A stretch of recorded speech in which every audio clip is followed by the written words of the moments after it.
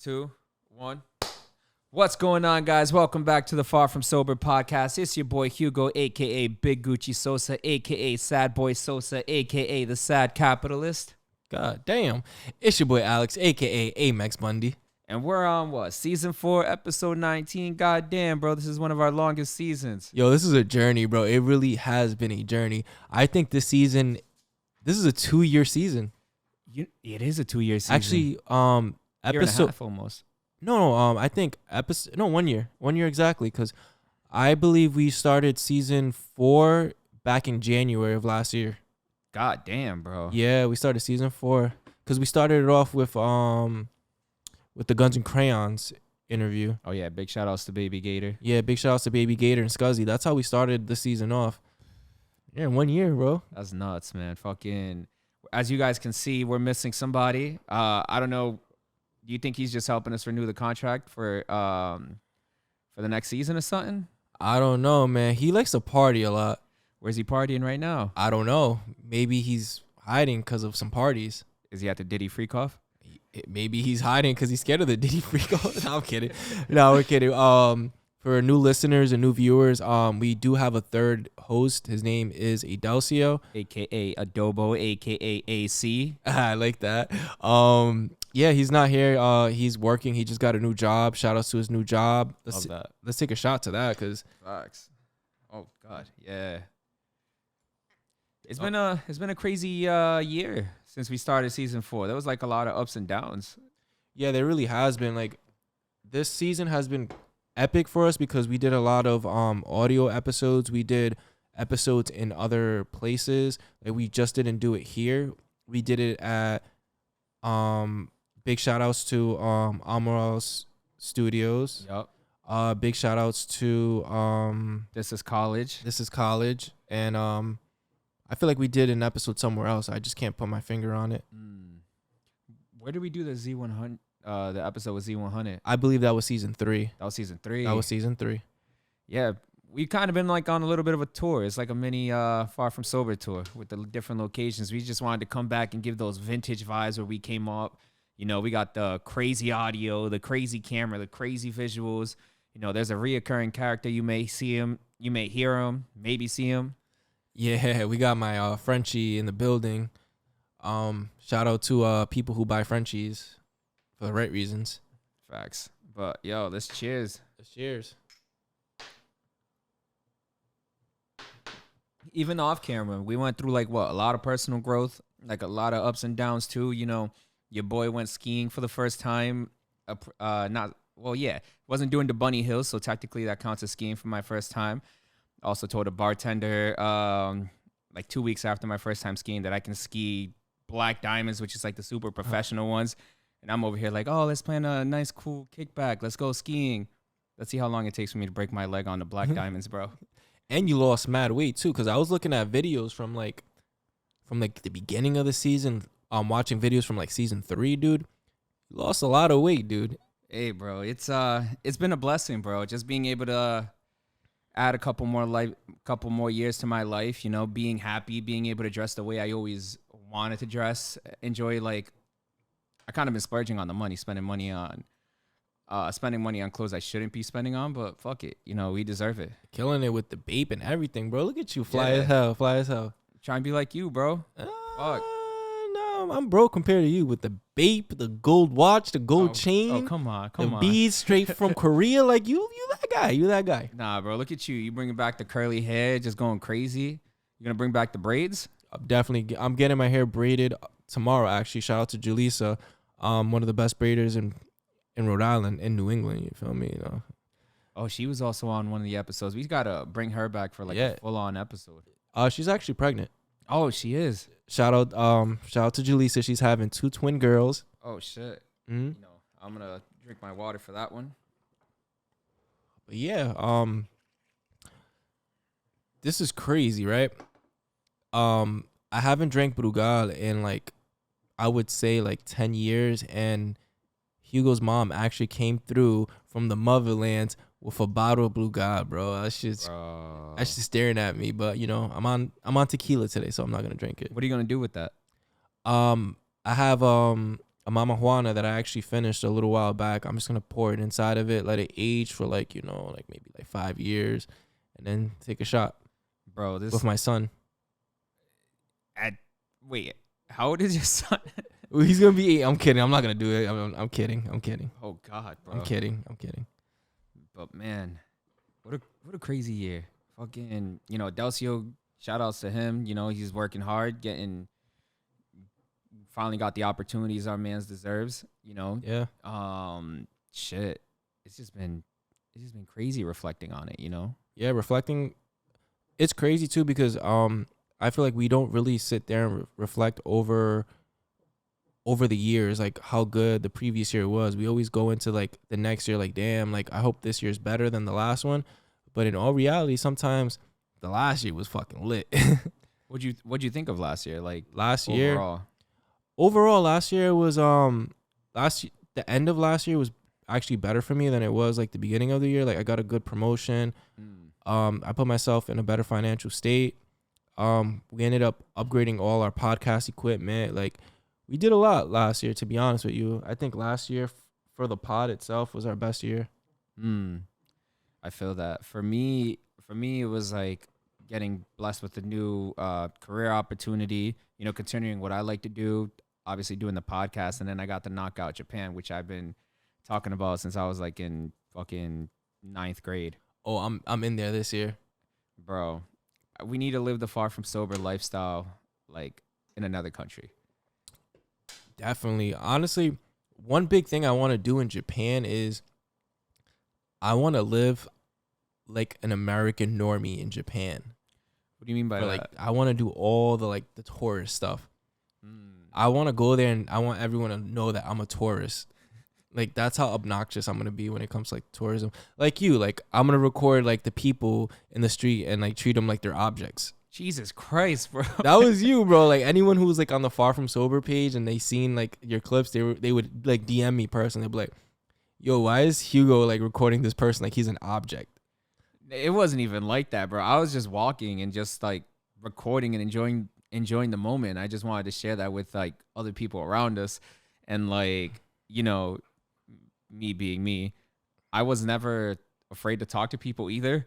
So like either some people were like, "Oh, why is this guy this random ass American like walking up to me and all this?" But like you're just in a whole different world, bro. But those people are the Japanese people, very respectful, you know.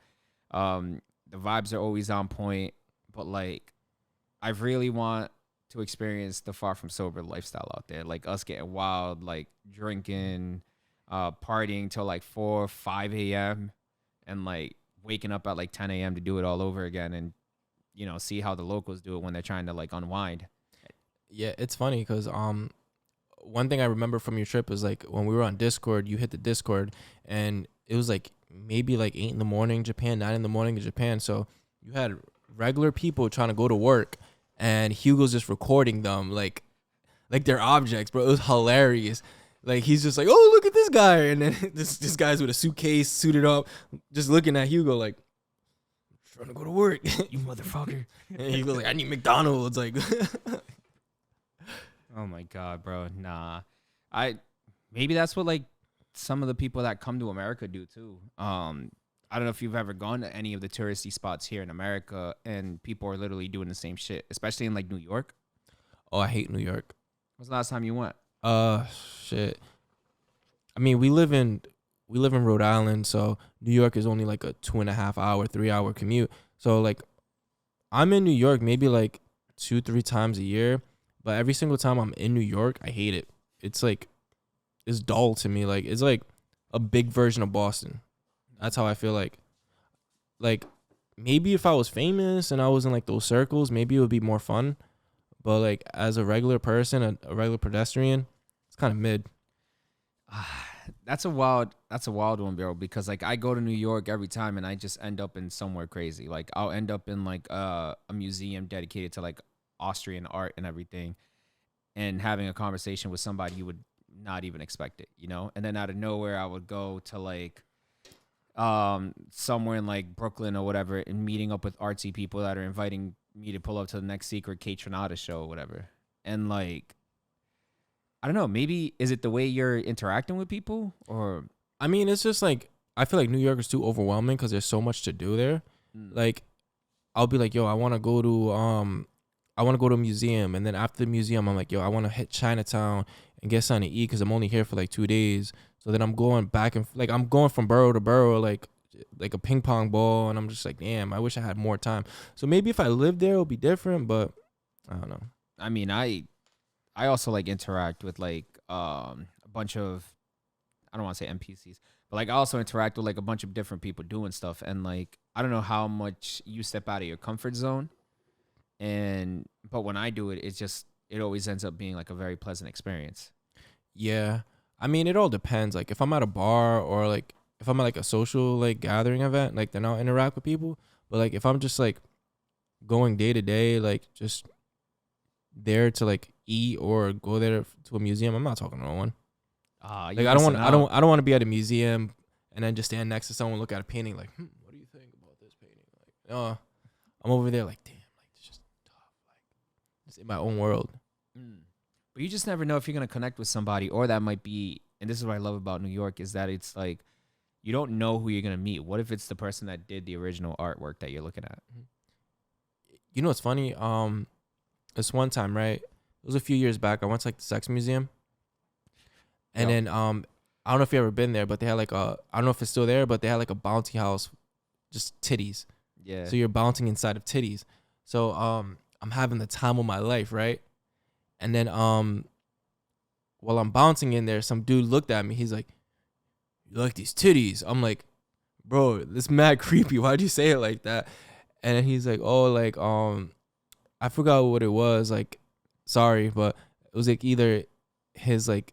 It was a family member. I know that. Yeah. He was like, "Oh, help like design this shit," and I'm just like, "Wow." So I'm like bouncing on your like family member's titties, and then it was just a funny ass interaction.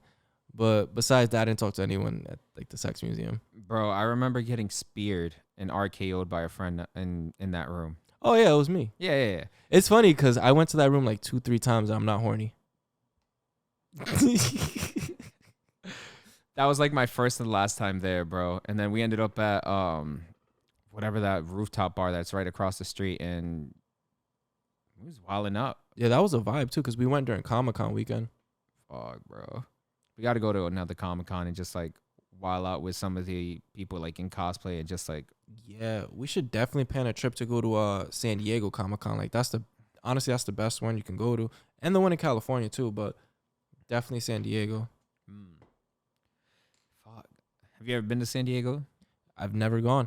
I travel a lot, but it's like to like 3 locations that I love to go to. I really don't like spread myself out. Where do you go? I'm a normie when it comes to traveling. I go to the normie destinations because they're cheap. So, Florida. Can you not give away my locations? I'm not trying to be at an airport and then someone come up to me like, "Hey, Alex, yeah, I knew it." You gonna get flown out by Diddy? That is wild, bro. That is wild. You at the Diddy freak offs? I'm not gonna ever go to a Diddy freak off. It's funny too because it's funny how it goes full circle because the ongoing joke this season was like, "Yo, would you party with Diddy?" And now this comes out. That and the other character that we always mentioned in season 1 and 2. Yo, Jesus Christ, bro. We like not even spoken some of this shit into existence. It's just like, how, bro? You think the feds watch our podcast? Who do you think is next? Who do you think is next? Oh, that's allegedly. Alleged. So I mean, damn, fuck it, you blackball me. Yo, and switching up the vibes now, bro. You ever crashed out before? What do you mean? Let's see. You ever crashed out on love, or you ever crashed out on some big money? I'm both, bro. I be gambling life. What's the most you ever gambled? My relationship. Nah. Honestly, bro, when it comes to like gambling, bro, because I was a blackjack dealer, bro, I know odds, so I'd be scared. Like I'd be like, when I'm at the casino and I lose like $50, bro, I'd be like, fuck, I'm down bad. How am I gonna financially recover from this? I think the most I've ever gambled before, and it's because I was with the homies gambling on gambling crypto. Probably gambled a cool 150. Nothing crazy, something light. Allegedly. Yeah. I never won. And like I was bummed out about it. I'm like, fuck, how am I gonna feed my theoretical child? Now imagine just gambling $50 million away, bro. Bro, that's some ignorant ass shit. What would you do? Cry. But knowing you still got like 10 million, bro. I would cry, bro. 50 mil, bro. $50 million is crazy, bro. You know how many, growing up, because our generation, the big joke or whatever the hell it was like, oh, you have to finish it. What about the kids in Africa? $50 million, you can cure world hunger with that shit. Bro, now imagine being Bruno Mars gambling $50 million out of your $60 million deal with MGM. You're literally in debt. You just sold your soul. That's karma from when he drop kicked that girl. Oh, shoot. That was karma. Bro, but like $50 million, bro. Like you can literally change. I don't even know. That's like a small country's GDP, bro. Would you be able to blow 50 mil? I'd spend 50 million on her just to get her back. That's crazy. She's hearing this. She's like, when he hits that 50 mil, I'm coming back. Oh, yeah, bro. I'm just going to be the biggest, cheapest person in the world. Be like, oh, yeah, I ain't even got it. The way the bank account works, I'm too poor. I gambled it all the way. If I'm a millionaire, there'll be signs. I'll wear nothing but like white tees and like cargo pants and like dad sneakers. But what's the sign? That's the sign. I'll literally dress the same, but you may see me walking my pet beluga whale. It's just something so stupid in like a fucking giant fish tank, bro. You know what's crazy? How when our community makes like a certain amount of money, like we like to show off that we have the money. Like, why is that? I think it depends on the type of person who that is, because like I feel like some people buy just to be like, oh yeah, like I'm doing better than most and blah blah blah. But some people also, depending on where they come from, they're like, oh yeah, like I want to show the youth and like people that I grew up with that like anything is possible and that I did it. Me personally, like if I'm dressing a certain way, like I want to show like younger kids and like people our age that like nothing's really impossible. Yeah. Do you feel like any like stuff is impossible to be honest? Honestly, bro, I don't even think like that, bro.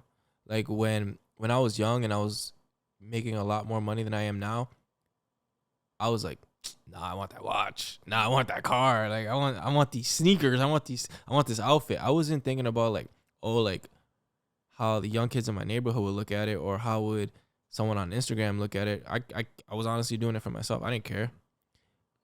Which I kind of regret. I should have been smarter, bought a house when houses were cheap, shit like that. But I didn't do that because I was ignorant as fuck. Yeah, I mean, we all are. I mean, a lot of people from where we come from, we're just trying to, at least me personally, like I want to live that life that my inner child always wanted to. Like, having like the games I always wanted to have, some of the clothes I always wanted to wear.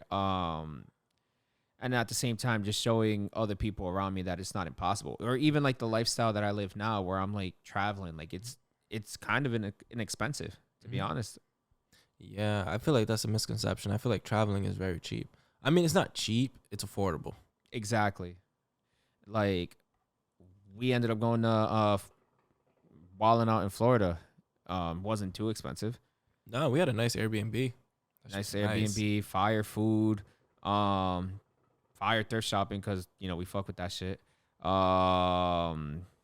else? Obviously, when I've gone skiing multiple times, like a lot of people that I knew, they're like never gone skiing, and like when I broke down the numbers, they was like, oh, it's not even that impossible. I want to go skiing. Like I don't want to go skiing. Like I can't see myself as one of those guys that are just like. I want to snowboard. I want to be like that, like shoo, shoo, shoo. Like I used to play SS Tricky as a kid. So anyone who played SS Tricky back in the day was like, oh, like I wanna do this trick. And it's crazy too, because I'd be watching like gameplay of SS Tricky, and SS Tricky wasn't even that nuts compared to like Tony Hawk. Like Tony Hawk, they were doing crazy ass tricks, and SS Tricky, they were just grinding on fucking poles or doing like flips off a ramp. Yeah, pause. No Diddy. No Diddy. Bro, but it's crazy because like, you know, I decided to do like the skiing, like picking up skiing at the age of 30, but like I don't think at my current age I would pick up skateboarding, even though I like skateboarding, but it's just not. I don't really think that's for me. It's crazy because I keep a skateboard in my car. You never know when you got to pull it out. Oh man, when's the last time you went skateboarding? It's crazy. I haven't really like skated in, I was like a year and a half, maybe 2 years. Do you think that culture is more accepting of different people from like different environments or even different ages? I feel like our generation is different, like, and the generation after ours. I feel like, for me, I feel like skating got cool back in like maybe like 07, 06. That's when skating got cool, and like that's when like the Pack dropped like the Van song, Tony Hawk. Pharrell dropped his song, Bam Margera. Yeah, like I feel like everyone wanted to skate. Like I remember like everyone in the hood had like a skateboard. They weren't skaters, but they just had it. Yeah, and like even wrestling too. Like I feel like wrestling is still made like another resurgence. I mean, I don't watch wrestling. I only watch wrestling like main events, especially or like hanging out with big. Yeah, like when people like when like one of the homies hits us up like, yo, like, oh, we're gonna watch WrestleMania at my crib. Then I'll be like, all right, cool, I'll pull up. Which I honestly think we should be live streaming that shit because WrestleMania is gonna end up being crazy. You got Lil Wayne releasing a new single off the Carter 6. Carter 6 is crazy. Yup. I'm not like, damn, Lil Wayne was that guy, bro. Do you think Lil Wayne was him because of like his ghostwriters, or he was him because he was him? I honestly think Lil Wayne was him because he was him. Like he, in my opinion, was like destined to be where he's at. Mm-hmm. And I could debate this with anybody. I honestly think that Lil Wayne is literally the best rapper alive. What he has said, he has proven. My arguments behind it makes the most sense. And like, you know, he genuinely stays out of drama, but he really focuses on just putting out music. He did not stay out of drama, bro. Now, yeah, but before he was in drama, bro. He was the drama queen, bro. What's crazy is I feel like everyone was brought to this earth for a purpose, and I feel like Lil Wayne lived his like near death thing because he had to fulfill a purpose. And I feel like his purpose was to motivate and inspire our whole generation. Because every musician that came out has all said like, oh, like one of my biggest motivations, inspirations was Lil Wayne. Yeah. If you ask like any like podcaster, they'll be like, yeah, Lil Wayne was one of my motivations, inspirations. Even people that have like 9-to-5 careers, they're saying, oh, like Lil Wayne inspired me. Like he kept me pushing with his music. And like even that, and I think I may have mentioned it before, and it's like, yo, you can meet someone who came from like different walks of life, who's into like grunge, rock, metal, all this other stuff, and they can at least name one Lil Wayne song they like where he was cooking, in their opinion. You know, and Lil Wayne himself, bro, it's like he was destined to be him. Like on top of the fact that he literally did 10,000 bars, rapped it on one song, probably more than that. Rapped it on one song and was like, all right, I'm never picking up a pencil or a pad ever again. You think he just rapped all Gilly's verses and just threw it away? He was like, let me memorize these real quick. Let me rap all Gilly's verses that he wrote for me, throw it away, and then this is my new ghostwriter. And like I don't know, his story is, for me, is crazy. You know, the fact that he talked, even though it took him a while, but like he opened up about his situation. That and put it in a song, and the way he was going with those emotions, it's like, yo, like we never realized that he went through a low point like that. Yeah, Lil Wayne was a legendary artist. It's funny too, because a lot of people like they shit on Drake because Drake has a ghostwriter. A lot of people don't know that Drake wrote a lot of songs for Lil Wayne. So it's like you can't really like throw rocks at Drake. Yeah. For having ghostwriters when Drake wrote for a legend. Same thing with you know, Timbaland. Same thing with like Dr. Dre. Probably a few other artists like Kanye. Mm-hmm. And you know, Kanye picks and chooses what he likes, what lines he likes. Bro, did you know that Big Sean wrote some of the songs on Graduation? I did not know that. He had just mentioned it in the song, and now that we're looking back on it, it's like, oh shit, like, you know, as much as to be honest, top 5 of that generation, Drake, Kendrick, Cole, Big Sean, and Wale. And Big Sean probably wrote a decent amount on Graduation, which a lot of us really love and cherish that album. Yeah, it's funny too, because at my old spot, I had a poster of Graduation on my wall. Yeah, I remember that. And so I had Big Sean on my wall. Pause. Yeah. But people don't really understand what's going on, like, behind those behind that scene. And to me, like hearing some of those artists like finally open up about it is like, yo, that's crazy. Would you have a ghostwriter if you were an artist? Hell yeah. Yeah, I would too. You know, I think Beethoven probably had a bunch of other people helping him carry out like certain flows on pianos and everything. Mm-hmm. Who do you think, in your opinion, who you think is like the greatest artist of all time? Artist of all time? Mm-hmm. Oh man. In our culture. I don't want to speak on like other cultures. In hip hop and like R&B? Yep. T-Pain. Think T-Pain? 110% T-Pain. T-Pain inspired a whole sound, made popular use of a certain plugin, and like he was also trained in music theory, and there was almost a whole solid decade where people wanted to work with T-Pain, and T-Pain wrote like a lot of the biggest bangers in the early 2000s. Okay. And he could sing like without it. I don't know if you heard the whole album where he was just doing mad covers. I heard it. And then he actually won the contest where like they put you in like a costume or whatever. Oh yeah, behind the mask or something like that. Oh, the Masked Singer. Yeah. Yeah, for me, it would either be between Stevie Wonder or Prince. Okay, I wasn't even thinking of like those genres too, but yes, like, so I'm guessing you're more of a Prince fan than Michael Jackson, because Michael Jackson had ghostwriters too.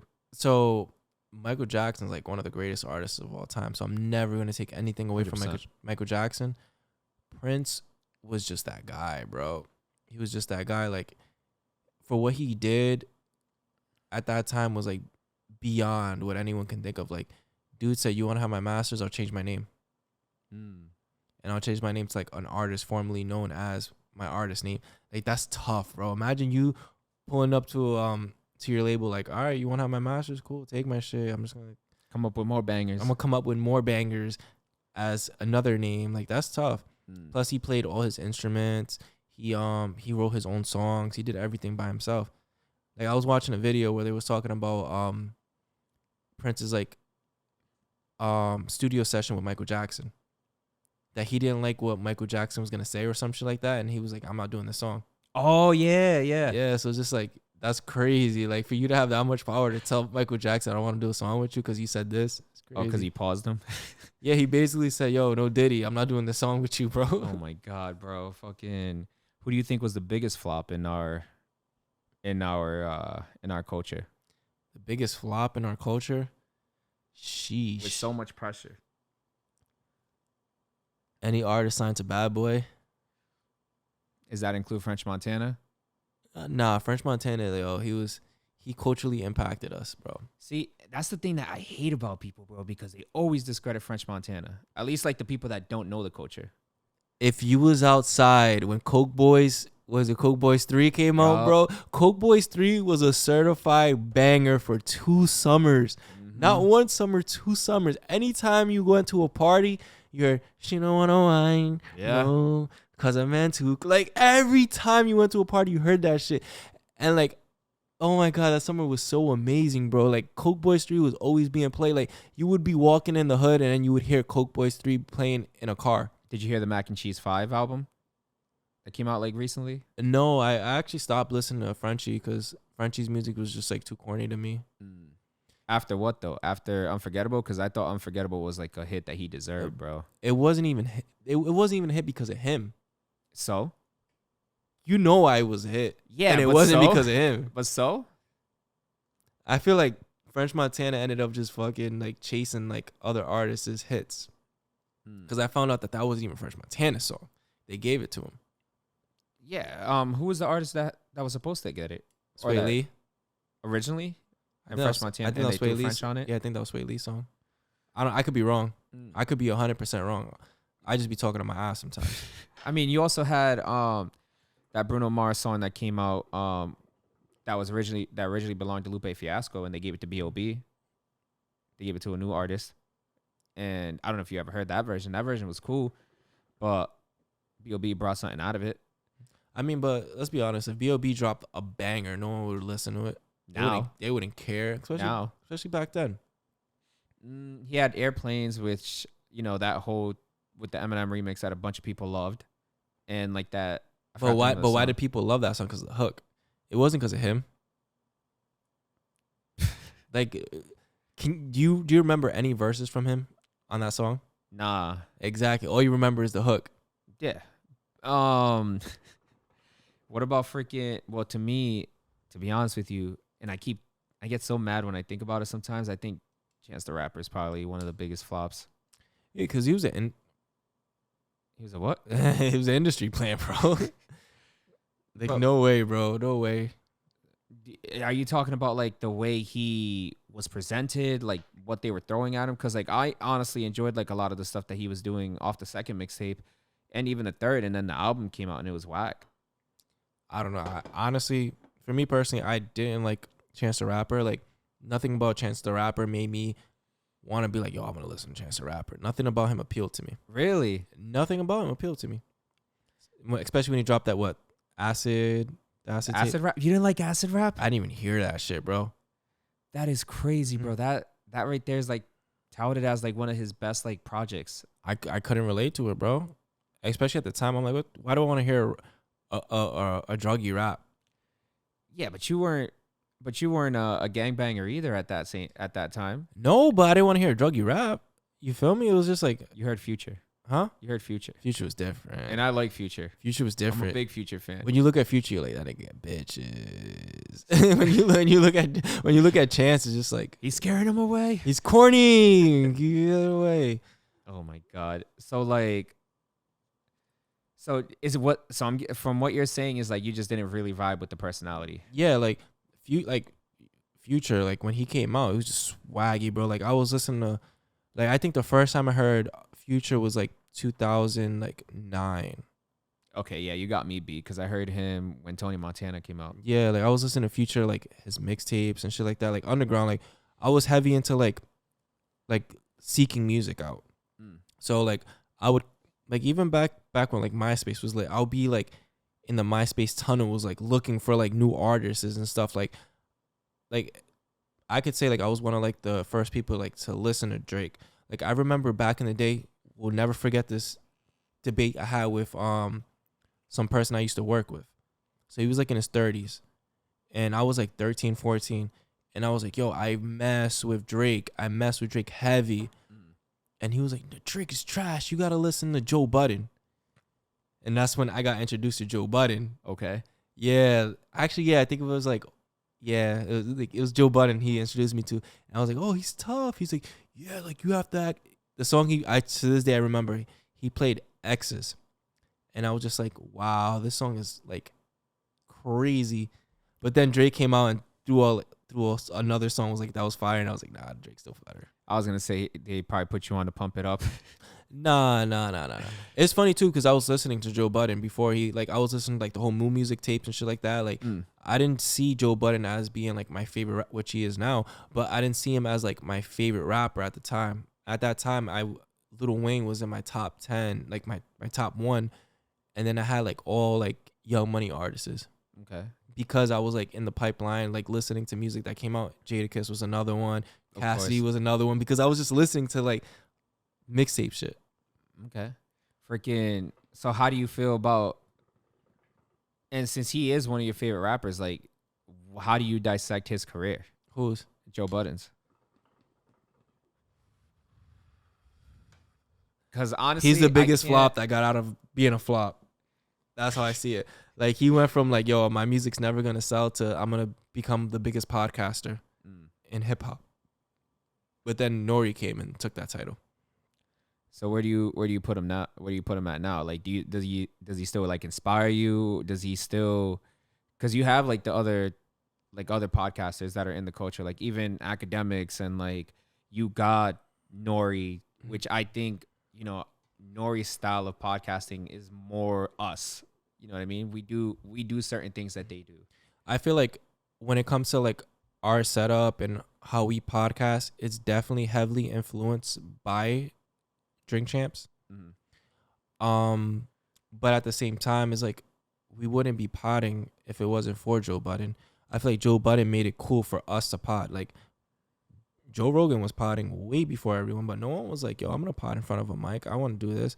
Like the first time I decided to pod was like 2016, and that was because of Joe Budden.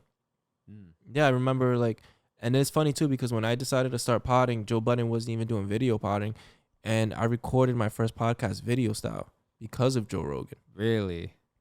Do you remember what you talked about, or were you just wilding out? I still remember it. So it was with the homie, shout out Serge. Like he's a lot older than me. He's 6 years older than me. So how our original podcast was gonna be set up was gonna be like old generation, new generation, talking about like music, games, and like all that good stuff.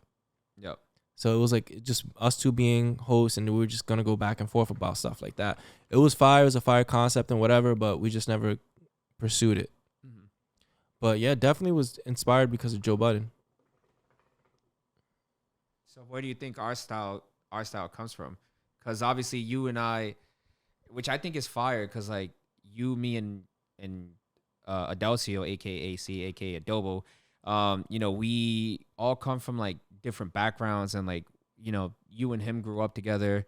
You know, we all have like very different interests, but for some reason, like the three of us just make it work. I mean, honestly, like I feel like we all have the same interests and stuff like that. It's just different age. Like me and Adelcio, we have the same interests. We grew up in the same neighborhood, same environment, whatever. It was just I was outside before him. Yeah. So I have more experience than him. I feel like with you grew up in a trash ass neighborhood, dogs. Like your neighborhood is not like the South, bro. I'm sorry. It was the South. Every you know, I feel like the South anywhere is better than everywhere. But I also grew up in like a more sheltered like lifestyle, you know what I mean? But I also, as I got older, I was able to experience a lot more than my peers. And, you know, obviously I found... Yeah, because you went to college. Well, not even okay, just that. Shit on us because we don't go to school. Not even just that though, bro. But like, you know, I grew up into the music. I grew up into like the anime. I was watching wrestling. Instead of being outside, I was playing wrestling games with the homies. But we were all...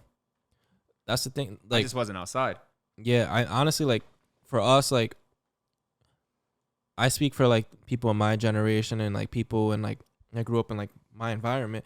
Like for us, it was just like, yo, like we'll be outside, we'll play our video games too. Like I remember like we'll be playing kickball and then we'll be like, yo, let's run inside, play Smash Brothers real fast. Yeah. And then we'll go back outside because we're hyped because we just fucking killed each other in Smash Brothers, and then we'll go play Manhunt or some shit like that. Like it was always a cross between like inside, outside. But what changed the game, bro, was Xbox 360. Bro. Xbox 360 changed the game, bro. Bro, I remember when at least Xbox, we had, was it Halo 1 or was it Halo 2 that was on the Xbox? 360 or Xbox? Regular one? Regular Xbox. Regular Xbox. Online? Were you playing online or were you just playing like... I wasn't playing online. It was probably regular Xbox. Yeah, regular Xbox had to be like had to be Halo 1 because what shook the whole hood up, bro, what shook Halo, everything up, bro, was Halo, bro. Like I remember, bro, vividly, bro. We weren't even talking about like let's play Manhunt. Nah, yo, you getting on the sticks? Bro. Yo, we'll go home, fucking go play Halo or play Call of Duty 4, Modern Warfare.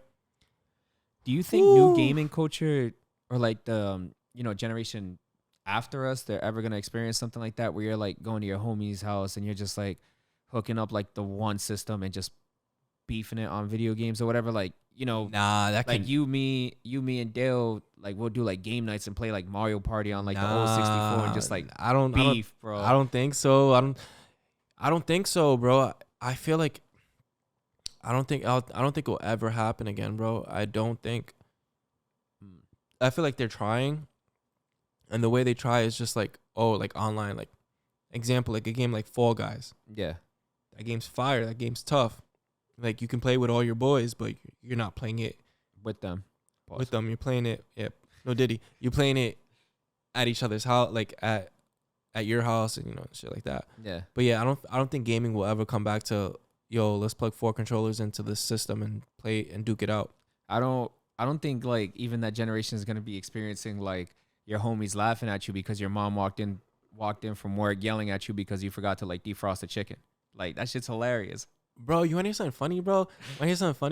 Like my crib was the game crib. So like we would run like Pokemon Stadium, bro, all day at my crib, bro. My mom would respect it, bro. She wouldn't come in like, oh, you forgot to do the frosted chicken. So after when everyone leaves, she'll be like, yo, you forgot to do the frosted chicken. I didn't want to like bother you guys.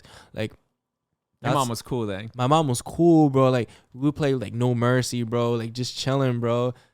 Like, oh my God, those were good times. You want to hear a funny ass story, bro? My mom definitely like held it down when it came to gaming, bro. Cause I feel like gaming, she knew like gaming had me off the streets. It had me out of doing like dumb shit. Yeah. So she rather had me playing video games than doing like anything stupid. So me and my boy, right, we were really good at like Smash Brothers Melee for GameCube. Yep. It was like 2000, maybe 2003, 2004. We went to like Warwick Mall and we were like battling people in Smash Brothers. So the first match we had was against these Asian dudes, bro. Yep. They were like in their 20s, maybe 30s, bro. And they were facing some 12-year-olds. Yep. Bro, you don't know how fucking stressful it was to be 12. Actually, no. If it was like 03, I was 11. Yep. 11, 12. So you don't know how stressful it was to be up against a grown man playing Smash Brothers. Still remember to this day, I was running Roy, bro. My boy was running Ganondorf. And then these guys were running, I don't even remember what they were running. But they went after my boy first, bro. They went after Ganondorf because Ganondorf's slow. Beat this nigga up, bro. Beat him up. Now it was just me against 2 other guys, bro. Killing them, bro. Whooping them. I'm like, we're about to get out of round 1. My boy looks at me. He's like, yo, can I get a life? I'm like, nah, I need this life right now. Don't do it. Takes my life. Bro. Gets knocked out in 2 seconds, bro. They go up to him, knock him out. Bro, after that, bro, that killed every fucking motivation I had, bro. These dudes knocked me on and they look at us. They didn't even say good game. They were just like, Bastards. Go home. Literally just said go home. I'm just like, why would you do that to an 11-year-old? Like, they wanted to crush your hopes and dreams. yeah, dude. Shout out to Manny, bro, for that one, bro. Freaking You Fresco. owe me a life. Nah, Homie we had on the pod. Nah, one of my other homies, he's in VA right now. Okay. Yeah. Oh man, shouts out to both of them. Freaking, you were there. Remember for the that fire bar that used to be on in the back of Fed Hill, whatever, that had the games and everything. Yeah, I put you onto that spot. Yeah, and like, Was I there? yeah, but were you there? Were you there for that WrestleMania, bro? When they had the wrestling tournament? And I invited you to it. Bro. Was I there? Like, I came up on that, bro. yeah. You see People that? was walking around undefeated. Came through, won like what, $50, $75. But can we talk about that bar though? That bar was fire, bro. Till it got overran by weirdos. It wasn't even because they're weirdo, because they had I'm not even gonna say it, but yeah, fucking fire. They had like 20-cent wings on Sundays. Cigars. No, 10-cent wings on 10-cent wings on Sundays. $3 beers, dude. Shout out to those bartenders, bro. I was in that place so much, bro, that they used to just give me free drinks all day, bro. Oh, bro, same. I don't know how I ended up lying, bro. Nah, the homie was blessing me, bro. Yeah, because of me and I got cool with him too. Yeah, because of me and Mutt, bro. Like, we were literally in there every day, bro. I have like, it's funny because if you had me on Snapchat, bro, like all you see me was at that spot. Bro. Don't take credit for my spot, bro. Bro, I don't know about you, but you didn't come up on money off of a wrestling tournament. You ever have 3 pitchers of beer just lined up in a row for you for free? I've had That's drinks money lined right up. there. That's money right there. I've had drinks and some German beer lined up. The little guy. Yeah, Nah, like full like tall boy glasses. I know, as a but homie. I'm saying like the beer. Like we used to call it was like I remember you know the what is it what's it called, the thing on top of the spout, the handles. The handles have a name, but it was like the handle was like a little guy. It was like a German beer with a little guy on it. Oh, That was like the strongest like German beer or whatever. it was like something Berg. Yeah. I don't remember the exact name of it, but yeah. Yeah, like that shit was tough. I think that's what he gave you. Cause Mutt used to always order that shit. That's why he probably gave it to you. Yeah, because I was always hanging out with y'all too, and I was not saying no to beer at that time. Yeah, like I remember, like I'm not gonna say names, but my DD was 18. He's the conservative over there. You feel me? I mean, they shut it down, so because of that reason. Oh, yeah. Bro, I'm sure having. How did that work out though? Like having a DD and, because I know you was letting that person just borrow your car whenever you were out or whatever, right? Yeah, so he would catch an Uber. Like I would pay for his Uber, or he would pay for his Uber, whatever it was, and he would come to the spot, and then I'll be like too lit, and I'll be like, "Yo, come in," and whatever, like you're good, and then like we would buy him drinks or whatever, and then he would get lit. Oh god. So our DD would be drunk, allegedly. And then you guys ended up just having to Statute Uber limitations up 10 years. But you guys just had to Uber back home. Nothing crazy. Yeah. Not even. We would just drive. I know what you're talking about. Yeah. RIP to the car. Yeah. Oh, freaking. Oh, man. I wonder what some of the wild like drinking stories AC has. I don't know, bro. He's a very, very active person. So maybe he has some crazy stories. What? Damn, we ask these questions all the time. I'm not gonna ask it again. Yeah. But so as a young 31-year-old man, right? Young 31-year-old man. What's your choice of drink right now? I can't drink beer anymore since I miss it, but I do miss it. Right now it's literally tequila. Yeah, tequila's a grown man drink. Tequila. I don't even drink like cognac the way I used to, because now it just tastes too sweet. Now I need something bitter for the pain. Mm-hmm. So I'll go with like tequila, some nice scotch or whiskey on the rocks and everything. You know me, I like to indulge in my cigars or whatever. Shout out to my mom. She ended up going to DR and bringing me like a really nice ass cigar that I'm about to, have one bad day, gonna go by the water, smoke it, and just remember that life is great. But like, yeah, anything with tequila in it at this point. Hell yeah. But yeah, I need to go to Mexico, bro, and get like some real tequila. I think that tequila we had in Florida was fire. Oh yeah, that tequila was fire. And that new one over there, the pink bottle.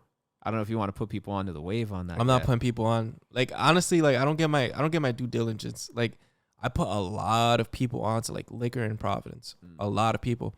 They don't know it's me because I'm so low key, but they're gonna know. Nah, the person that put you on got it because of me. But yeah, honestly, like for me, like definitely my choice of drink right now, and it's been like this for like the past, like I would say like 5 years. Yeah. Definitely tequila, reposado. Like I don't drink nothing but reposado. You don't do vodka? I absolutely do not. I haven't drank vodka since I was a kid. For me growing up, I used to always drink like Henny Remy.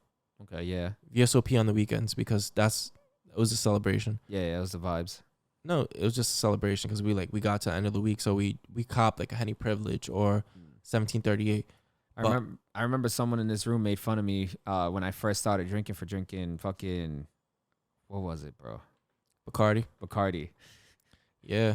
First and last time ever again. I was like, yeah. It's funny too because like when I started my whole drinking like era and shit, like I used to only drink like Bacardi Limon for like Monday through Wednesday, Thursday maybe.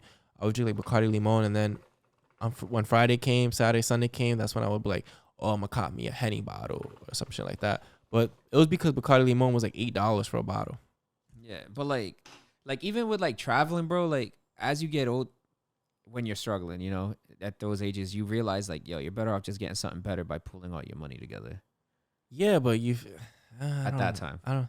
It's funny. Like honestly, I take it back because when I was young, like I was always the one in my friend circle that had a job or had money, or whatever. So like, I was the one that was always copping bottles and shit. So when you copping enough liquor for like 4 or 5 people, 6 people, Yeah. you can't really buy any bottle for 4, 5, 6 people. You feel me? Because that's like a couple shots. Especially if they ain't throwing down either. Yeah. So like I would buy like, I don't know if you were on that wave, but UV. Oh, bro. The UV wave, bro. I was copping like 2 bottles of UV, bro. UV lemonade, UV. Oh, bro, I can't even stomach that shit anymore, bro. I can't even look at it. You know, I don't know if you ever met my homie KY's before. I might have in passing, but never like actually like hung out with him. Bro, shout out to, you know, KY's, because KY's was probably one of the first people I started drinking with and everything. Homie always had either some Jamaican rum with him or he had some like Brugal, bro. And like, oh man, when it was just times me and him going to like the clubs and we was getting in, we was just drinking, literally killing a whole bottle of Brugal was to the face. cheap back then, bro. If you was, I remember back then too, cause shout out to my boy Cool, shout out to my boy Ariel and shit. Like they used to always only drink like Brugal. But looking back at it, Brugal was only like $12, $15 a bottle at the time. UV was like 10. You feel me? $2 difference. But at the time, like that was big. Like when you're making only like $7 an hour. Yeah, at that time, bro. I thought, yo, we were struggling, bro. I remember like when the $200 checks came in because I hit overtime, I was lit, bro. Oh, I was making like, a couple extra like 50, 60 bucks. I was like, I'm buying the block bottles and shit. And then when I started actually making money, I was just like, how did I live off of this? Like, how was I buying all this for other people? Like, why? Like, gas, everything. But nah, definitely like, damn, like alcoholism in the hood is crazy, bro. It really is. Do you think it's because like the older generation was just like, all right, fuck it, like let's just put them on, or like how do you think that came about? When, because I know you started drinking like at a little bit of a younger age or whatever. Pain and trauma. I feel like pain and trauma. I feel like in the hood, like we start drinking early. Like for me, I started drinking like I had my first drink like with the homies and shit like at like 13, 14. But I wasn't like drinking. You feel me? Like I was an alcoholic. But like when I actually started drinking heavy, it had to be like around like 16, 17. And definitely it was because of trauma. Like the homies would be like, they're older than me, and they'll be like, yo, let's drink shit, because they were going through shit. Like they were going through like baby mama drama. They would be going through like their boys passing, or going through like dealing with like court cases and shit like that. So that's why we would drink. And then I would drink and I would be like, just because you was around too. I was like, damn, I feel you, bro. Fuck your baby mom. Oh yeah, fuck the ops, or fuck your court case. Like that's how I got into like drinking heavy and shit. But for me, like that's why, because of like trauma from my homies and shit. I don't know about you. Why did you start drinking? I was with my homies were like a little bit older than me, like a year or two older. Some of them went to college like their first time. Like I said, I grew up a little bit like not really outside at a young age. So once I did, I just like overindulged. And then I went to college, and then that's just when it full on like a different side of me came out. And like I was just out there partying and like just wilding out, but like a different type of wilding out than like what, you know, people from growing up in our neighborhoods were used to. And you know, as I got older, like I started seeing like the trauma from those people, where it's like, all right, now I see like y'all was drinking at a younger age because y'all was going through some shit. Like obviously I went through my own personal stuff, and like, you know, the drinking, I don't know about you, I never really had a problem with drinking. But like I did enjoy it a lot. But like after a certain point, I had a conversation with my homegirl up until recently that like, you know, regular people that don't really go through like trauma, they're chilling off of like 4 or 5 shots, like, or like a couple 4 or 5 drinks or whatever. But then people like us, like we're forcing it, bro, like 10, 16, 12 shots or a couple drinks. Yeah, honestly, like for me now, it's like, it's not trauma drinking for me anymore, because it's just like I can handle it and shit. Like 3 shots ain't gonna get me. Yeah. As I pour a shot. Yeah. Ain't gonna get me like where I want to be at. Like a little quarter shot. Yeah, of course. But like definitely before, like when I first started drinking, it was me drinking off of the homies' trauma. Then when I started going through my own trauma and shit, like dealing with like exes, fucking dealing with problems at home, it was just like, all right, maybe I need to buy me my own bottle, or maybe I need to hit up one of the homies and drink and shit. But definitely honestly, alcoholism and weed smoking definitely is because of trauma. I feel like that's what gets us is definitely the trauma. To be honest with you, like some of my bad nights is when I started like facing or like going through like my internal struggles or whatever, and everyone else is lit having a good time, but then I'm in my head like really thinking about like everything I've gone through, and I'm like I don't like what I'm feeling, so you keep drinking until you have like a very bad night. Yeah. But looking back on it, I think I was fortunate enough to be able to grow from it. Mm-hmm. And now I know where my limitations are. Like now if I do decide to have like a lot of fun, like I'm more at peace with myself. So like, a lot of people are like, oh, there's like a bigger difference when you're more, as opposed to who you were in college when you were drinking as to who you are now. It's like you're more happier, you're more at peace with yourself, and it's like a different. And I think, it's just me, just thinking about it. It's like maybe that's why they call it spirits and stuff. You're drinking and you're calling a different type of spirit to like help you deal with yourself. Yeah, to a certain extent. Because what's crazy too, like one thing that always blows my mind is like the whole college shit. Especially like it's different in other states and other cities and shit. Yeah. Than Providence, but like Providence is just like we have a whole maybe like 5 blocks of like college parties. Yeah. So for anyone like listening that's not familiar with like Pembroke area, it's just like 4 to 6 blocks, 4 to 6 streets of like college parties going up and down 4 or 5 different colleges. Yeah. They all live on those streets. But like if you go to any of those parties, you'll see like the white kids. I grew up with no problems, everything. My family paid for school, whatever. I'm just getting drunk because I want to party and I want to live life. Then you have like the other kids, like the urban kids that snuck into that party and they're just trying to feel something. Yeah. Yeah. Because they're just like, damn, like this is lit. I'm just trying to like get away from my traumas. I'm trying to get away from life itself. Get away from my own world, Mm-hmm. be in another world. And when all that comes together, it makes a crazy ass vibe. But what blows my mind is the fact that we don't really talk about that.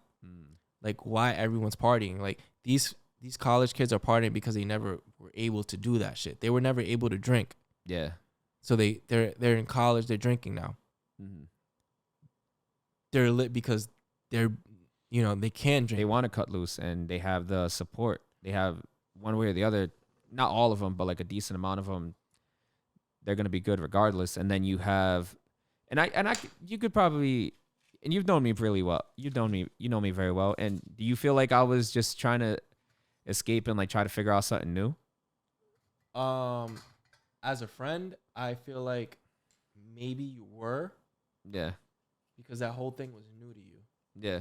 Because you didn't grow up like when I met you, like you were still like that young, that timid, that like what is this type of kid? Yeah. Until you got into college, and that's when everything like changed for you. Sorry, I'm just Nah, you good. Spark this hookah and shit. Cause like even at a certain point, like I wasn't hanging out with the kids that I grew up with or like people I was really close with. And I think I had talked to them about that not too long ago where it's like, damn, like I wish y'all experienced like what I experienced when I was in college. So y'all would have really saw like the year or two that I wasn't hanging out with them. Like I kind of feel like that's when I went through like my most character development. Do you think friends leave you when you decide to change your life for the better? A decent amount of them. Those that aren't on the same path as you, or they have a different mission for them. They have their own paths. I had a homie I was really close with. He ended up getting married like almost 2 years or a year after high school. Has a beautiful family and everything. He's happy. He found religion and everything. Big ups to him. But that wasn't my path. Yeah. My path for me, I feel like, was more coming out and like Closet. no. It was more like in being able to learn and how to understand, find my confidence and embrace myself, you know, and really show the people around me who I can be. You know, obviously like you, like there was a time where you were working with the youth and you were helping them. Like, and I feel like you found like a lot of fulfillment in that too. And look at you, you're a father, bro. Like I'm sure you're getting that same experience and you're getting even more fulfillment because you have someone that you can literally inspire and show them that they can take on the world. Yeah, like that's one thing about me. Like anyone who knows me knows, like I always take care of like People. I always take care of people, and I always take care of people that are younger than me. Like me personally, I can't understand how someone who's older than me is doing worse than me. So like I try to like, it's like a mental thing. I can't help people that are older than me, but younger than me. Like I understand. So I'm constantly helping people. Like I didn't bought cars for like young people in the hood, and I was like, yo, pay me back, whether it's 2 years from now. Get yourself situated. Get yourself a job. Do Uber. Do fucking. You was putting people on the money plays, bro. Yeah, bro. I put people on the money all the time, bro. That's one thing about me, yo. If you know me, you made money with me. 100%. There's not one person that has not made $1 with me, bro. 100%. Like that's just period, bro.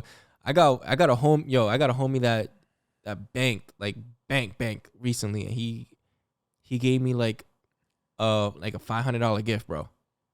It was just like, yo, here, and I was just like, oh shit, like what's this for? He's like, yo, thank you, and that was it. He just left it with like, thank you. And mind you, it's crazy that, and it's not even crazy. It's so amazing to see that it's, you know, legit plays, and it's not anything where it's like you got to jeopardize yourself or you got to jeopardize your morals or whatever. Mm-hmm. And I think that right there is like, it's beautiful, bro. Like you don't meet that many people that genuinely want to put money in your hand and want the best for you. Yeah, because people like to keep things like to themselves. Like people find a plan, they'll like not tell anyone. Like for me, that's corny. Like if you're making money, put your homies on. Like if it's not hurting if it's not hurting your pocket, who cares? Or if it hurts you a little, who cares? Like so you can stomach a couple $100 so somebody else can make $100. Yeah, like I'll give you statute of limitations over on this already, but like the fire sticks, bro.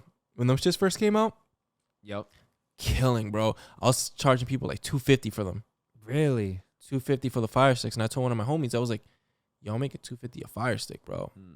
Yo, I'll give you half, bro. If you tell other people about it and shit." And he was like, "For real? What I gotta do?" I'm like, "You just gotta tell other people, bro, and I'll give you half of it, bro. That's it." And bro, that summer, yo, we made mad money, bro. We made a good amount of money. What about the money you and I were making when we were trading stocks? We made some good money. I bought my French bulldog off of stocks, bro. Bro, I was able to do a lot of good and help out family with the stocks, as well as like have a little bit for myself.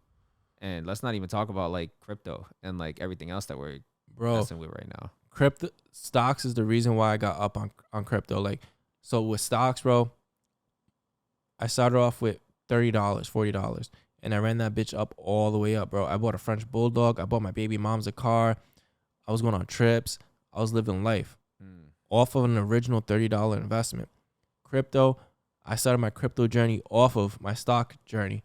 Like I took money off of my stocks and I threw it into crypto, and then I just bought myself a car that's fucking wavy, bro. Wait, mention that one more time. You just what? I just bought myself a wavy ass car that's, yo, there's a huge ass TV in the back. I'm running anime in that bitch every fucking day, bro. Fuck you talking about? Like it's light things like that. Like I say light, but it's really huge things. But it's light to me because I feel like where I'm supposed to be at is supposed to be higher than where I'm at right now. So that's why I say that shit like that. Nah, and it's fire, bro. Like you also, it's crazy because like you put me on with the crypto wave. I took me a while to get there. I probably would have, if I wasn't so skeptical about it at first, like I probably would have been up, and like, you know, also introduced me to like a cool ass community that was like helping each other when it came to the crypto stuff. Shout out to Genesis. Big shouts out. Yo, big shout outs to Genesis. Big shout out to Baby Gator. Gator, yo, you're the GOAT for starting that whole community, 100%. Bro. Like, shout out to you, bro. You started something crazy that is mind blowing. Like Yo, no Diddy, bro. Like, I feel like I'm dick eating right now, but like what you did was crazy, bro. You got the server right now is at like what, like 1,500 people, 1,000 people, whatever it is right now. But it's a bunch of people from our community in a Discord server from different walks of life, different states, different countries, just in that shit, just bonding like brothers and shit. Like, we're literally like brothers in that shit. Like, it's crazy. And shout out to you for doing that, bro. You're a genius for that. Thank you. And you know how like you have like those different types of people, like the nerds, gangsters, fashion people, and all that, and like that community, bro, is just crazy because it's like there's for some reason there's a common ground, bro. Yeah, it's like when you really break it down, we're all the same person. Like, we're all. It's crazy. No matter what you go through, no matter what you've been, Someone went through it. someone went through, and we're all the same, bro. Like, we all like the same shit. It doesn't matter who you are, what color your skin you are. We're all the same, bro. We all bleed the same. We all live the same. 100%. Except the tiny hats. And like, oh man, bro. Freaking one thing we always do tell people when you're doing the crypto stuff, NFTs, do your own research. We could talk about it. We can have like, and this is what I think is so fire about like just that community and like even like us. Like, we talk about it. We make our, we bounce ideas off each other, argue, debate it, and then either follow through or see if it's worth the risk. Yeah. You gotta sit there and analyze. Is the risk worth the reward? Are you always Shout out to Joe Budden. Are you always willing to take a risk? I'm always ready to take a risk. You gotta risk it for the biscuit, baby. Nah, like, I wouldn't be where I'm at if it wasn't because of risk. And it's crazy too because I don't know if it's the same for you, but my mom, not riskful at all. Anything I ever did growing up, she's be like, "Are you sure? You sure?" And then for me, it was just like, I could have been fucked up if I listened to my mom. I remember getting jobs, and mom was like, "Are you sure you want to do this commute? You sure you want to drive this far? You sure you want to walk this far for something? Or are you sure you want to do this? You sure you want to do that?" I was like, "Yeah, the fuck." To the point where I wasn't telling my mom things, and I did a lot of crazy shit that could have put me in a bad situation, but I feel like that was because of me mentally, like, You have faith in yourself? I have faith in myself. Like, I'm not gonna listen to my mom. Like, my mom tells me one thing, I'm doing the other.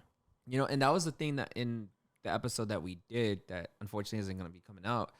I wanted to ask, like, our guest is like, at what point in your life did you stop listening to your parents and actually pursue what you really wanted to do? Holy shit. And for you, what age did you stop like relating? When I came out the pussy. Nah, it was crazy because how I started my whole journey, like, it's funny too, cause like the ongoing joke with me and a lot of my homies is like, yo, I'm still spending money from when I was 11, 12. Because when I was like 11 or 12, like, I would go out during like garbage day, bro, and I'll drive around on my bike, or I'll walk around and like I'll grab things and I'll just flip it. Or like I'll go to like to this day, I remember this phone store, this game store I used to go to, and I used to burn them. Really? So go in there, I used to just scam them and shit. I used to pretend like I was like this super high IQ kid. I was like, knew everything, bro. Like, I had my whole playbook and whatever, and they used to just fucking pay me to like fix video game systems that were already working and shit like that. Like, I came up like that. Like, it's crazy because I was a young kid that had mad video games, but it wasn't because of my parents. It's because I was getting money and I can afford it. Yeah. And like, I remember this one time, like, we were like 12 years old and I had a kickball tournament, bro. It was sponsored by me. What? Imagine, bro, a kickball tournament sponsored by a 12-year-old, bro. What'd you put up as a prize? Winner went to the corner store and bought anything they wanted, bro. It was like $20 at that time. That's like a Grammy for like kids. Yeah, man. like everyone ate, bro. I had like a boom box playing in the background, everything. Like, I was so generous. Like, that's how I always been. Like, I've always been generous. Like, I always took care of everyone. Was that something that like was instilled in you since you were a kid, or was that just the kind of person you are? Because I know you're a very generous person. So that's something that came from me. Like, I grew up with nothing, like absolutely nothing. Like, I went from like having like one pair of socks, two pairs of boxers, or whatever it was, to me just fucking helping my boys, helping everyone not to go through that shit. Like for me, like I didn't have it either, and like even in my situation, like I would go with my parents and like pick up like metal boilers and all this other stuff and like selling it, flipping it, even like at one point probably doing cans and everything, and we just didn't have it. And you know me for really well, and it's like I'm always someone that's been very grateful as to like where I get like every little step or every like little inch as far as I can make it. Like I'm always grateful about like where I come from, or like even when I'm around other people, like I try to show love. And it's crazy. It's crazy like having that kind of like I don't even know, I want to say like mentality, because not a lot of people have it. Because like some people will be like, oh yeah, I made it, like why do I give a fuck about the next person next to me? Yeah, and that's what separates us from them. Like what you just said is something like I did, like going around like picking things up. That's what I was doing on my own will. Like I didn't have like a father or like an uncle or whatever tell me, hey, let's go and do this. That was something that I just thought of. Shout out to Ed and Eddie. Like Ed and Eddie, literally, like, not even gonna lie to you, like not even jokingly, like that was one of my biggest inspirations. Like what they did literally like was my lifestyle. Like finding the next way to make enough money to go to the corner store and buy that Jawbreaker. Like I didn't have a quarter to go to the corner store.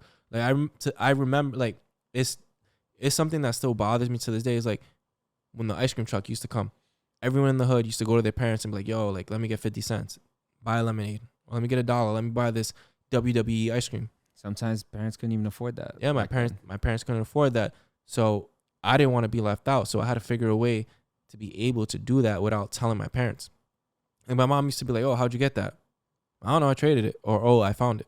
She ever think you were lying and thought you were doing something like wild shit? 100%.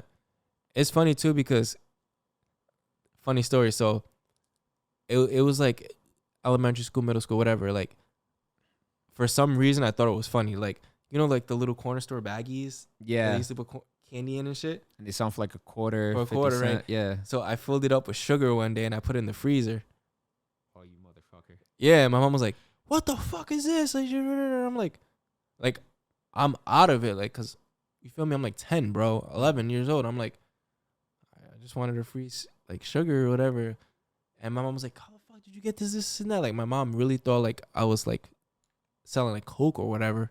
Oh shit. Or like my uncle, like me and my uncle are like really, really close. Like my uncle's a lot older than me, but like the way I grew up with him was kind of like he was like an older brother to me. Yeah. And like I also remember this story. It's just like he had left like condoms and like lube in a bag, and he left it in my room. My mom thought it was mine.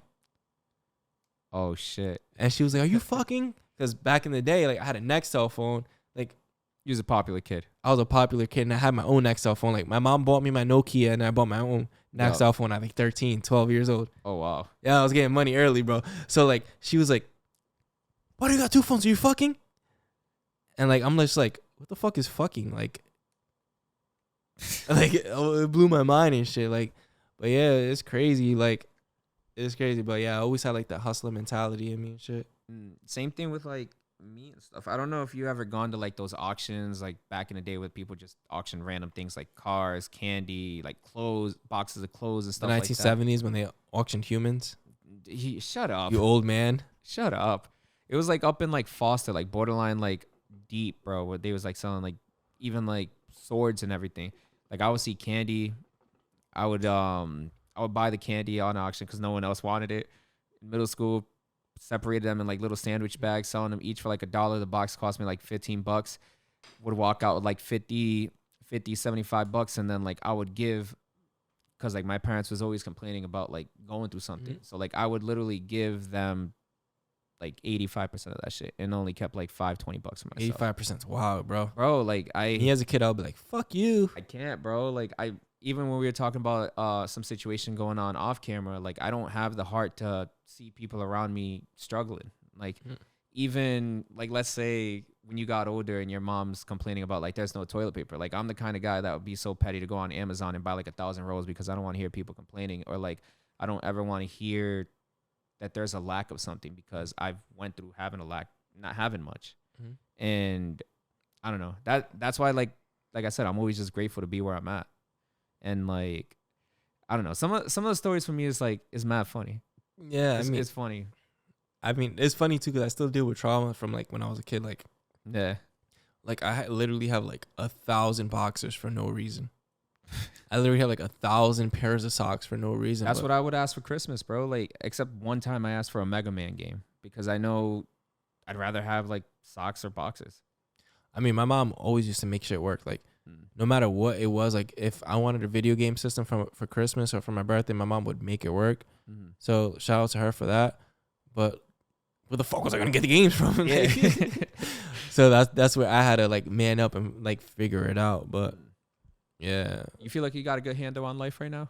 hell no, bro. I'm drinking way too much tequila. Like, I'm addicted to Pokemon and One Piece. Is that a bad thing? Do you feel like you're just making your inner child just happier?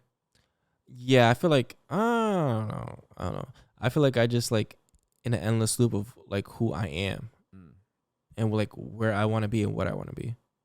Like, I'll never stop seeing myself like not watch anime or not buy Whatever. like I like and shit. Like I fucking buy JPEGs, bro. You make money off of JPEGs, which is Yeah, but I crazy. fucking buy JPEGs. Like, the fuck? Like, can you actually see? Like, realistically, if you look at it, like, if someone told you, like, 5 years ago, like, yo, like, I buy JPEGs, what would you say? How much are you paying for it? And they told you $500, you'd be like, You know how it's crazy? Like this era that we're going through right now, it reminds me, and I don't know if you were ever selling them. Like, do you remember Dragon Ball Z, like, pictures that you would just download off the internet and trade them for, like, a piece of candy, sell a picture for, like, $1, or, like, even just trade with your homies or whatever? That's literally what this era reminds me. And, like, to me, it brings, like, a whole fire vintage feeling, bro. yeah, it brings that whole nostalgic feel. Like, Bro. that was me in first grade. Like, we used to always trade, like, Dragon Ball AF pictures, bro. Like, that's what we were on, bro. Like, fucking Super Saiyan 100. Yeah, like, Super Saiyan. Like, yeah, like, or, like, Goku and, like, Sailor Moon pictures and shit like that. Like, what a time. Even with like your JPEGs right now, and I have one too. I have a couple.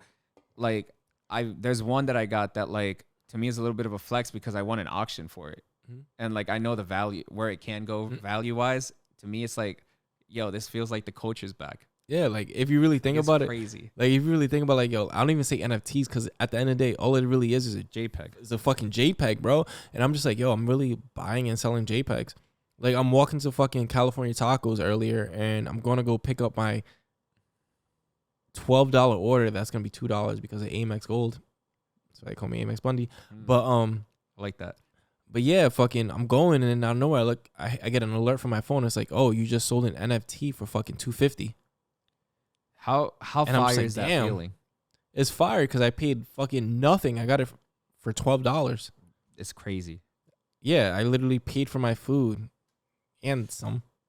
It's dope, and you got to whip off it, like, and you know what's fire? Like, when I try to tell other people about it, I'm like, yo, think of finding value in like Cole's Cash. That's literally what I compare everything to. So anyone that's like listening to this and like, yo, I want to do this, this is how I see it. It's a Ponzi scheme. Get in, get out. Don't fall in love. Don't fall in love. Like, literally all it is a fucking Ponzi scheme, bro. Remember back in the day when we used to do MCA, Wake Up Now, all that shit? That's what NFTs is. That's what crypto is, bro. Just get in, get out.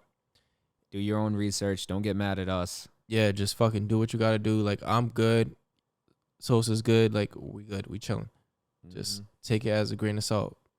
Do what you got to do. Hey, if you have questions and if you want like another opinion, we're not going to tell you what to do. We're just going to give you an opinion. I'm not going to give you no fucking opinion, bro.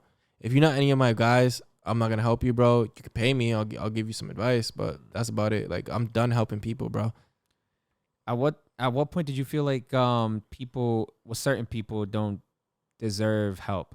Not even deserve help, I guess. Like it, you feel like it's just going in one ear and going out the other. So, you know me, like, I'm big on helping people, whatever, but like what really hurt me, I'll give you an example. So it was the summer of 2016, summer of 2017. Nah, like crazy shit. Like, so A Boogie shit playing in the background. Yep. Nah, so like, I use this as a point of reference. Like, I didn't change at that moment, but older me now looks back at that time and I'm like, I never want to go through that again. So it was like summer, like 2016, right? So I had done crashed one of my whips. I was down bad. I was like, damn, I'm fucked right now. I got no bread to re-up, to get a new car, to do anything, bro. I'm down bad. I used to pay for all my homies and shit to get into like clubs, to bars. I used to always be the dude to pay for bottles and stuff, right? Yeah. So this one time, right, it was one of my boys' birthdays and shit, and they're like, yo, we're all going to the club and shit right now. And I'm like, I can't afford to go to the club right now because I'm down bad. I just crashed my whip. These niggas was like, oh, all right. Catch you next time. I'm like, word.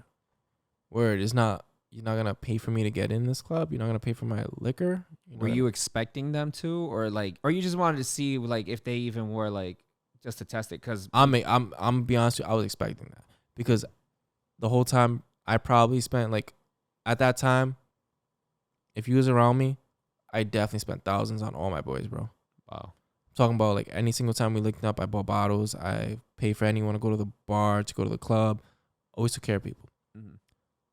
So when I heard that, I was just like, bet. Mm-hmm. So what I did was like, got on my grind. A week later, I bought a car that was like 2 years old for the year. I pulled up with that coupe. I was just like, look what I just caught. Everyone going crazy. Oh shit! Oh yeah! I was just How'd like, you make the money? Put me on, big bro. I was like, nah, fuck off. Fuck off. So to this day, I always remember that time. I'm like, you only help certain people out that will look out for you when you're on your down, when you're at your lowest. And I still do that to this day. Like I only help people out that I can trust and shit, that will take care of me. Anyone else, eat a fat dick.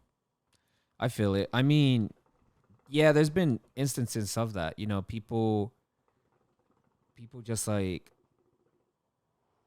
they just don't, it's not even reciprocating, but it's sometimes you just pay attention to like what they do. And it's like, all right, like I don't understand why, what's the difference when like you didn't have it and now I don't have it at that time. But like even if like in your situation where it's like, all right, we're going to go to the club, I ain't got it. I personally wouldn't go because I don't even got it. And I don't like people spending money on me, but I do like seeing like, what that other person is going to do. Cause even if the intention is there and it's like, all right, Bundy, let's go to the club. Like I got you. Don't worry about it. Or if you're like, oh, Hugo, let's go. You ain't got it. I'll take care of you, whatever. I'll be like, oh, yo, I appreciate that. But like, I personally don't feel comfortable with that. But it's like that thought, bro, it makes me want to like put somebody on even more. Yeah. I mean, for me, like now I think like that. I'm like, yo, like I'm not going out if I don't have this. But if you're if you're someone that's always been taking care of people since you was like 11, 12 years old, and when you're at your lowest, you kind of expect like people to Something. like, you kind of expect like someone to be like, yo, you're like, I'll pay for it. When people to be like, nah, you're good. And then for them to like post snaps and like post videos and shit of them having fun and you're just at home and you're just like, or them hitting you up being like, damn, wish you was here, knowing damn well hanging out with the chicks that you put them on to. You're just like, okay. You're going to see a better version of me. Oh, 100%. Yeah. So I've always been like, when that happened, that literally like changed my perspective. And I think when that happened, that changed who I was as a person, because I was more focused on worrying about the youth versus me worrying about my homies and shit. And honestly, I think that was the same year I actually started like helping like the youth out. Like I was in the hood, like helping kids out, putting kids on and shit like that. Sounds like 2016 to be honest. Yeah, bro. Damn, this shit was mad deep. Yeah. This shit was mad deep. I don't know about you, but I need to get something to eat. Yeah. Honestly, I think that the alcohol is hitting too. Yeah, bro. We're definitely like, remember that video of the dude that like got hit with like a twisted tea or a chick or whatever? Oh yeah. I never watched the video. But it was at a 7-Eleven. Some dude, I think he was saying something racist or something like that. Dude grabbed a twisted tea and cracked him with it. Yep. Oh God, bro. That's how I feel. I feel like I got cracked by like a twisted tea and tequila. Oh my God. freaking, you know, we are coming. I think we are coming to the end of this season soon, bro. Yeah, I mean, who knows? It could be today, it could be tomorrow, it could be next year. What was your favorite moment of season 4? Of season 4? Whew, my favorite moment of season 4 was the anniversary. That was my favorite episode of all time. Oh yeah, we did like a little mini live pod moment. Yeah, we had like mad people in the background. That shit was tough. Was you nervous in front of them? I wasn't, bro. I ain't gonna hold you. Even when I was doing music when I was younger, I'm always afraid of getting in front of people until like we actually start like doing it. Like I get that little anxiety and I'm like, fuck. Like I'm gonna fumble it. I'm gonna say something stupid. I'm gonna say something wild like something mad nerdy no one's gonna get, or a joke. Yeah. I was just gonna sit there mad quiet. Mm-hmm. But it was a vibe. Like we should definitely have like Ray back on the pod. Oh yeah. Yeah. We need to get Gorillo back on the pod too. Gorillo definitely. Fucking Manny back on the pod. Z100 back on the pod. Yo, we should do like a live. All the people that we had that's on that season on like a live. We were gonna do that during that live pod, remember? But certain people couldn't make it. It was a mess. But you know, we'll do it. We'll try to do it again. Yeah, even like some of the guests that we had in the last episode that weren't able due to technical difficulties. Oh yeah. We had a good episode. Amazing. We had a really good episode last episode, but unfortunately, it was a lot of yeah. Big shouts out to Big Mutt too. I'm gonna bring back those liquor reviews too at those bars. Me and him used to hit up on the story. Yeah, we should definitely bring it back. We ending it off. I would say a liquor review for this tequila that I put Sosa on recently, but I'm not gonna give him clout because we don't want y'all ruining that one. Just nah. Give us like a month. Actually, you know what? Fuck it. You sure? Yeah. Nah, let's save it. Let's save it for when AC's here. Because y'all broke niggas can't afford this shit. Nah. Let's wait for AC. So, Fuck it. What FS is on right now? We on this tequila. I'm gonna show the name. I see gluten free on the back of the label though. Yeah. It's Nice fire. Nice bottle. Definitely get on this wave. Who knows? Maybe we'll tell y'all when AC joins it, because AC got to give a review of it too. Yo, any last words you want to say, bro? Any last words? Love yourself. Your body's a temple. If she smells like Victoria's Secret spray, stay away. If you feel like you have a passion for something, definitely pursue it. Facts. Nothing in this world is unattainable. Everything is attainable. Yeah, that's about it. I can't think of anything. I'm having brain farts. Yeah, with me, you know, one of the two big things, always having faith in whatever God you believe in. There's only one God. If you believe, you know, believe in whatever God you believe in. Fuck that shit. More importantly, you're not gonna say that. You're not gonna say that a couple days after Easter. Fuck that shit, bro. More importantly, on top of that, bro, having faith in something bigger than you is always really, really big, important. It's very important. Getting in touch with your spiritual side is huge. But you know what's even more important than that, bro? Learning to have faith in yourself. Learning that like anything in this world, like you said, is attainable if you're able to believe in yourself. You know, if no one else believes in you, bro, we believe in you. You know, if you feel like you need to have a conversation about something you're going through, or like if you don't think you can achieve this, yo, talk to us. Yeah, like we say it all the time, man. If you're going through anything, just DM us. Like, we're here for you guys. We love everyone, even though you don't listen to our shit. We love you. Yeah, we're here, and always remember, risk it for the biscuit. Big facts. And we gone.